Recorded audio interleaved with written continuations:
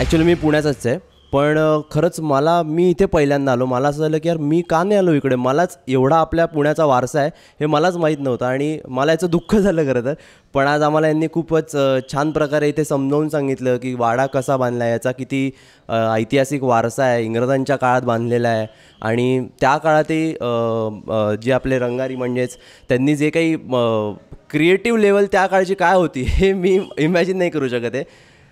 त्यामुळे खरंच खूपच भन्नाट वाडा आहे, एक नंबर वाडा आहे. मी तर म्हणजे आता मी येईन, मी माझ्या घरातल्यांना पण दाखवायला येईन नक्कीच. भाऊसाहेब रंगारींचा जो इथे वाडा आहे, इथे आम्ही आलेलो आहोत आणि इथे बऱ्याच गोष्टी आम्हाला पाहायला मिळाल्या. म्हणजे इतिहासातल्या अशा बऱ्याच गोष्टी असतात ज्या आपल्याला माहीत नसतात, पण इथे आल्यानंतर आम्हाला अशा बऱ्याच गोष्टी समजल्या आणि खरंच खूप छान वाटलं की या वाड्याची रचना बघून किंवा इतर काही गोष्टी बघून किंवा इको फ्रेंडलीची चळवळ आपण आत्ता सुरू करतो आहे, पण ही त्यांनी त्या काळातसुद्धा इको फ्रेंडलीचं जे काही फॉलो केलं होतं ते ऐकून खूप छान वाटलं. पुनीत बालन यांचं पण खूप खूप आभार मानायचे आहेत की त्यांनी आम्हाला इथे बोलावलं आणि एक हा ऐतिहासिक वारसा आम्हाला दाखवला. धन्यवाद.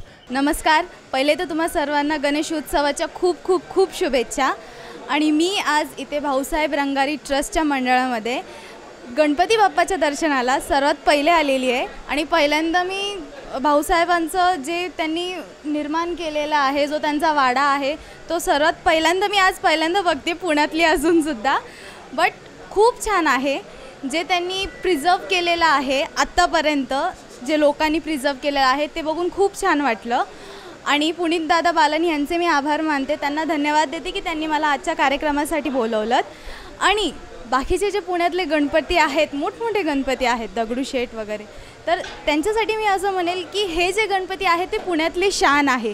जसे हे आहेत पुण्यातले शान आहेत, तसं आपण सगळे आपल्या पुण्यातल्या शानला मिळून खूप पुढे नेऊया आणि ही जी आपण पारंपरिक आपल्या ज्या पद्धती आहेत, जे आपले संस्कार आहेत, रिच्युअल्स आहेत, ते असेच आपण पुढे नेऊयात आणि तुम्ही पण नक्की न्या आणि न्याल असा मी विश्वास धरते.